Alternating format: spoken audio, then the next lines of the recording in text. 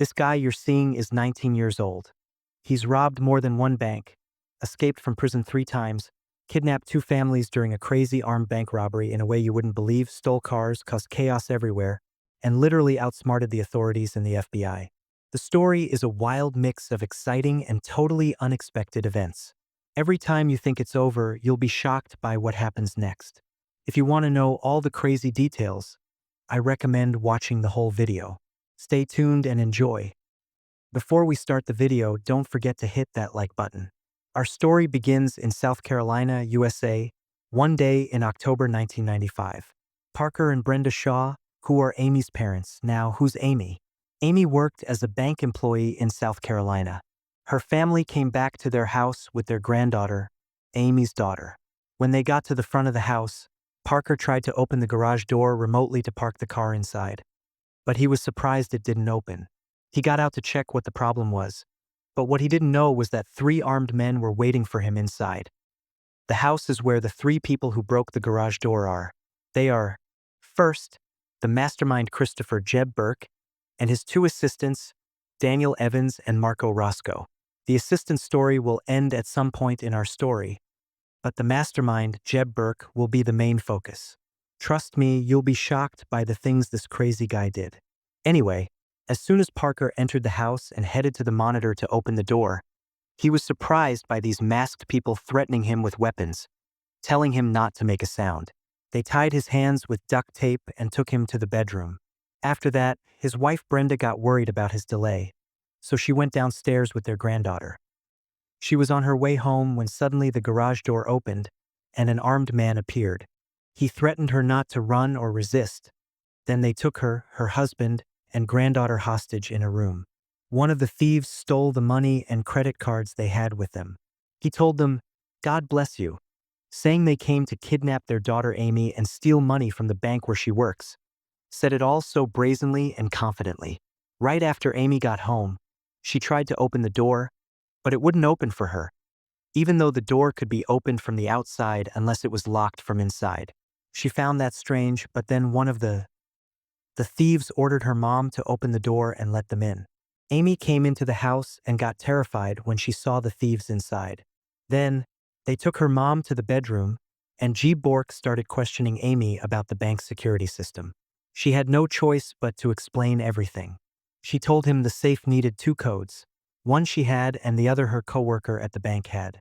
He told her, "We'll handle this at the bank. Don't worry." He warned her not to do anything stupid or her family would pay the price. Meanwhile, the helpers kept the whole family locked up in the house. G. Bork forced Amy to drive him to the bank under threat. After they left the house, he took off the mask he was wearing so it wouldn't raise any suspicion. When they got to the bank, Amy made a smart move in front of the ATM. She stood right there so the camera would capture the thief's face.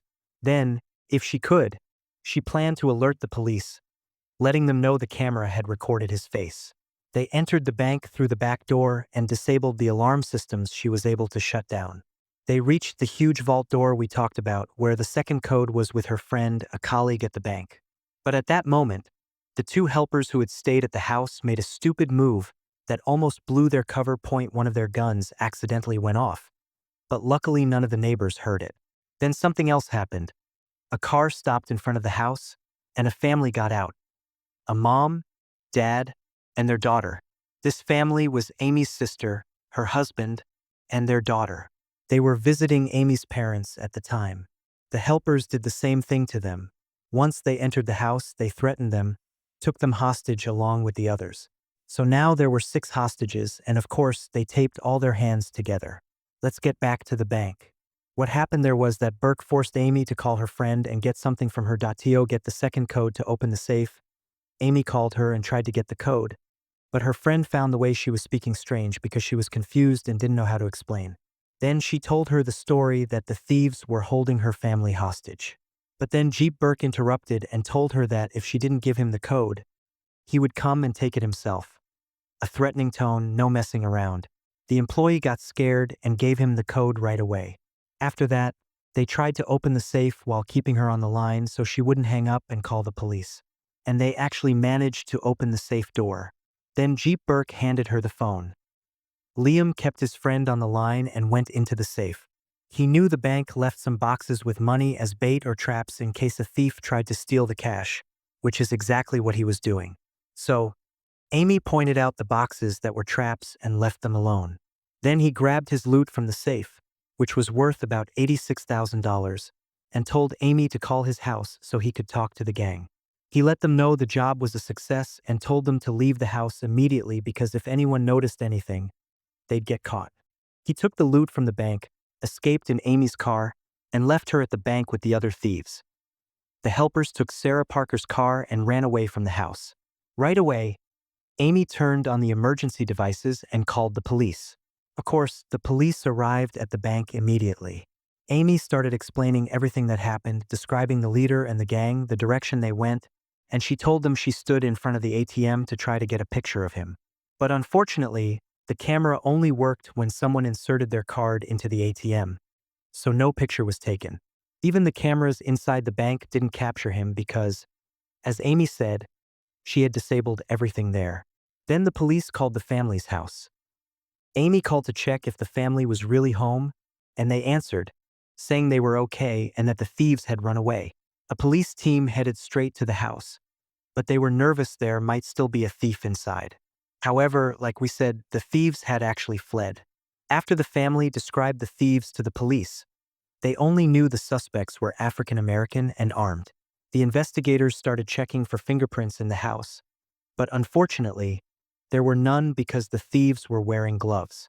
However, they did find footprints inside the garage in the house, and they took a bullet casing as evidence.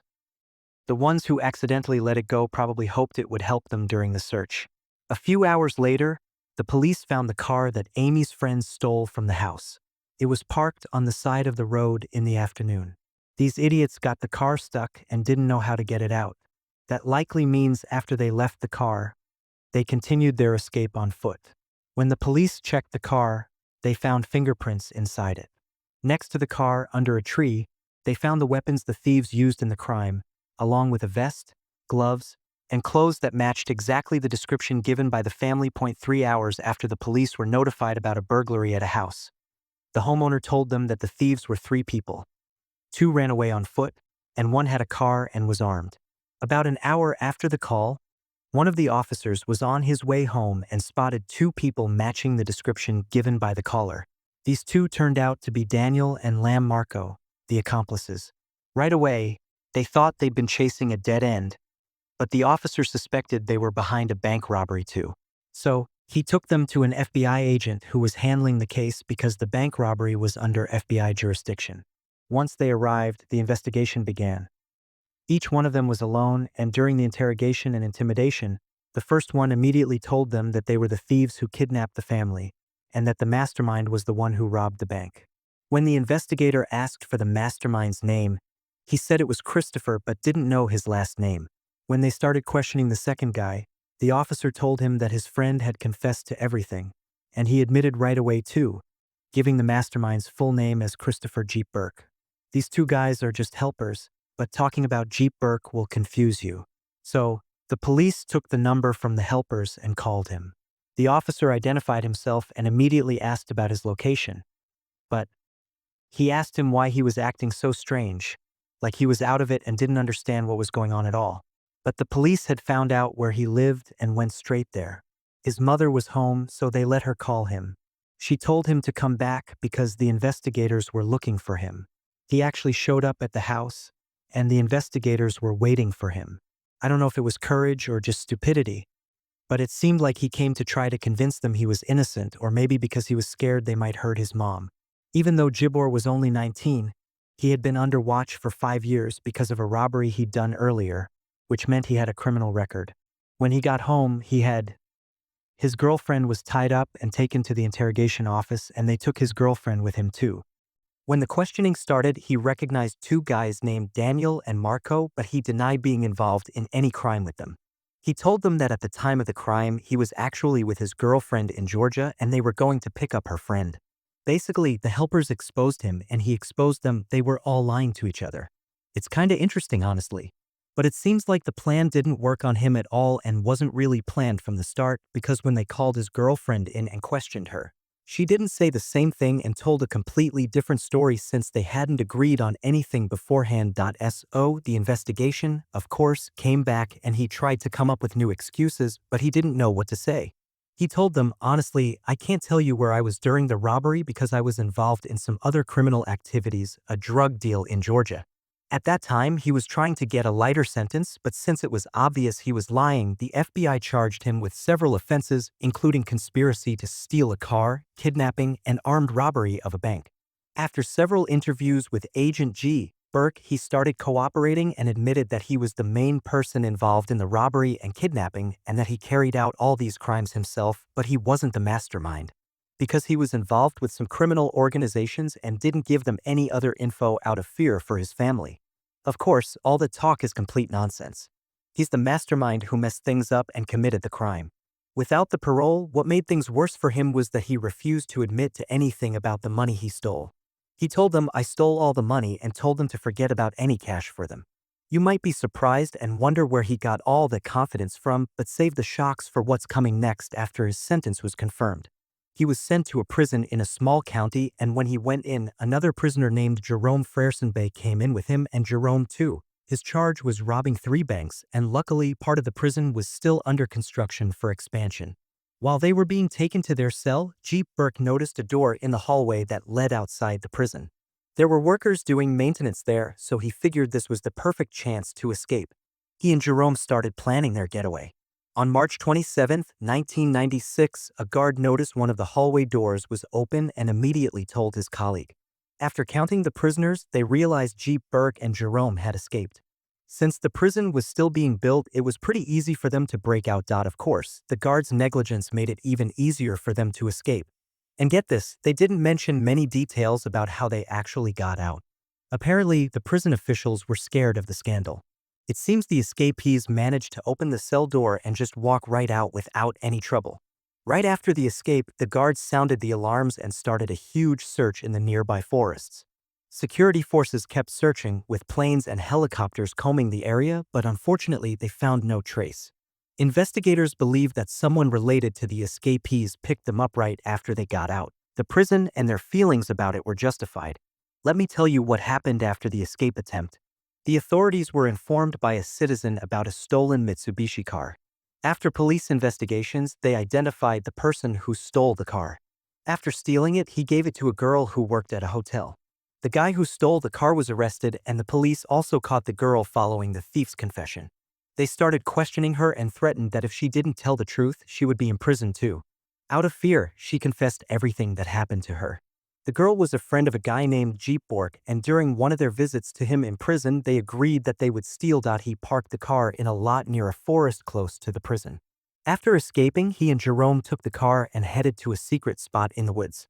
There, the girls had prepared clothes, food, water, and even weapons for them, but they still needed money. Since they had weapons, they were figuring out what to do next. The investigators' first move was to send the stolen car's info to neighboring states, thinking the escapees might leave South Carolina in that car.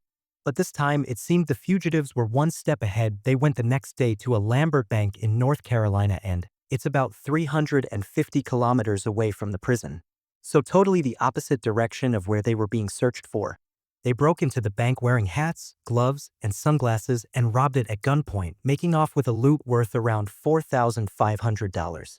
That's a decent amount that can still get them by these days. Of course, the employees cooperated as usual, so no one got hurt. After escaping the bank, they contacted the police and the investigation started.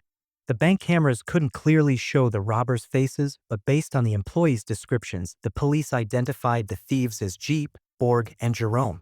What confirmed this for the police was finding the stolen Mitsubishi car in a place far from. An hour after the bank robbery, the police also got a report about a break-in at a house and a car theft.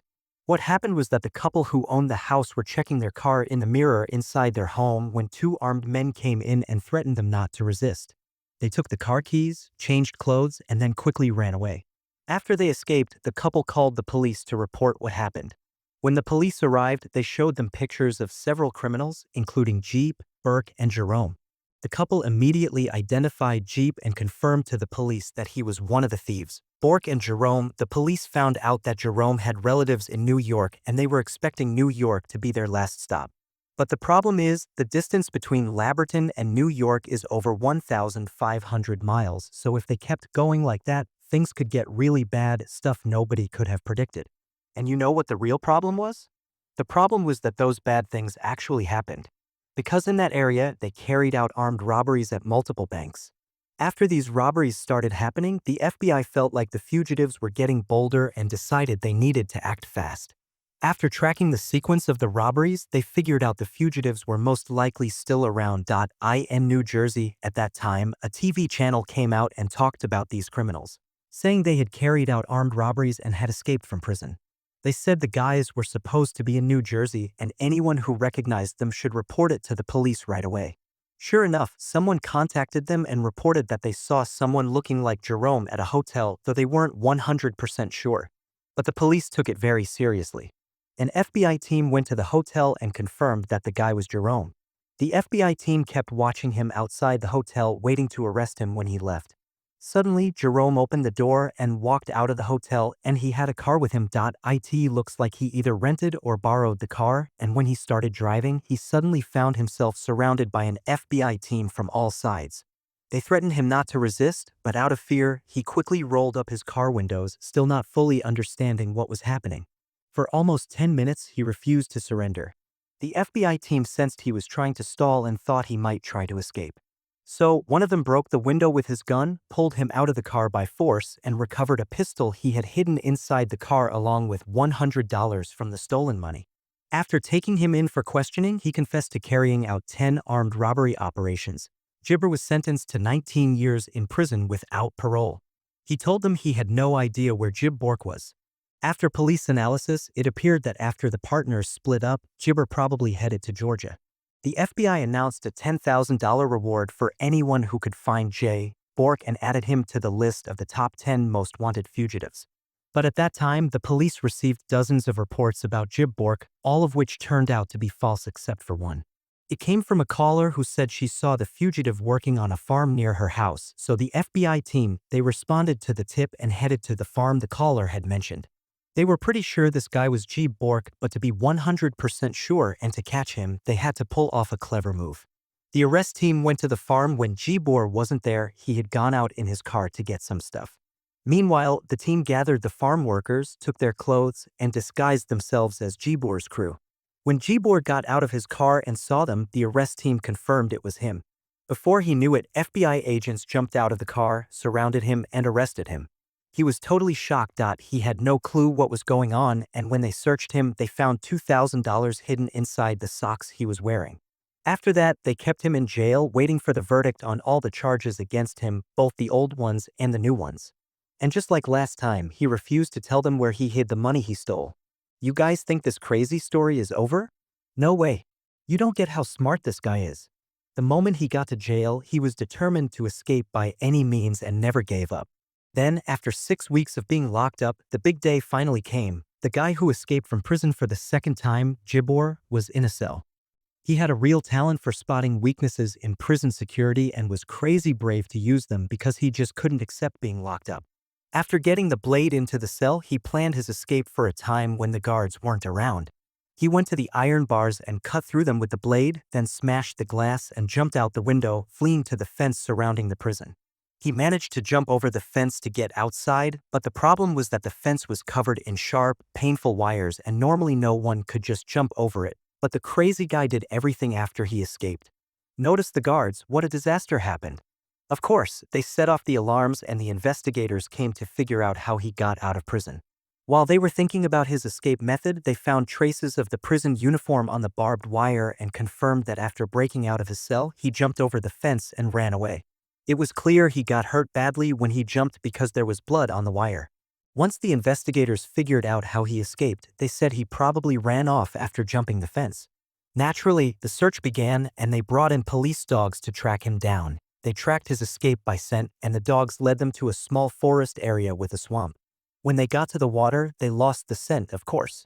At that point, the police thought Gibork had escaped after breaking out of prison and had arranged for someone to pick him up from that area. Can you imagine? Even though the investigators spent hours searching the forest, they couldn't find him at all. So they had to bring in a helicopter equipped with infrared technology, that's a heat detecting system, to help with the search. But even with all that, they still couldn't find him. The crazy part is, Jibber was actually right there in the forest with them, watching the whole time. One of them would sneak into the swamp and hide as best as he could. When the search in the forest died down, he tried to escape to a school near the woods. He was just trying to find some food and shelter since he had no other options. His only goal was to literally run away from prison. He was ready to do anything just to get out. But after 4 days on the run, the county sheriff spotted him. When he saw him, he was shocked and said, "This is Jeep Burke, the guy who escaped prison and caused all that trouble." So, just like before, they threw him back in federal prison in Kansas. But of course, like always, this guy couldn't stay out of trouble because after escaping from prison twice, he decided to try breaking out a third time. Imagine, just 3 weeks after being locked up, he was already planning a crazy escape. He hid under one of the trucks that were delivering food supplies to the prison. During a routine check at the prison exit, the guard was shocked to see a prisoner hanging underneath the truck, desperately trying to make his escape. Just think, if the guard had been careless at that checkpoint, this guy would have easily pulled off his third prison break. He actually pulled off this escape method one day, unlike any other prisoner before him, and he succeeded after the guard finally noticed him. The guard aimed his gun right at Jeep Burke and his partner, telling them to surrender. After they were caught for the third time, this time they took them to a high-security federal prison in Georgia. But this time was different, seriously. They thought even Jeep Burke or Harry Houdini wouldn't be able to break out of this prison. And sure enough, Jeep Burke is still locked up there to this day. For those who don't know who Harry Houdini is, this guy was absolutely crazy, like a real magician. Houdini could magically unlock handcuffs in the most unbelievable ways and did insane magic tricks. Of course, his story is way too long to sum up in just a few words. Alright, since we've reached the end of the video, let me share my opinion on this crazy story. What Jeep Burke did was definitely wrong, no doubt about it. He's a criminal, plain and simple. First, he kidnapped a family and threatened their lives. Sure, no one got killed, but their lives were still in danger whether he admits it or not. Second, he robbed several banks, putting people's lives at risk again. Third, he stole people's cars. In my opinion, if this guy had dedicated his life to legal work, something that doesn't harm others, he could have succeeded and reached big places. Especially since after all those escapes, he ended up back in prison, the place he's supposed to be. So, what do you think about the story? Write to me in the comments, and I'll see you in the next video. Bye.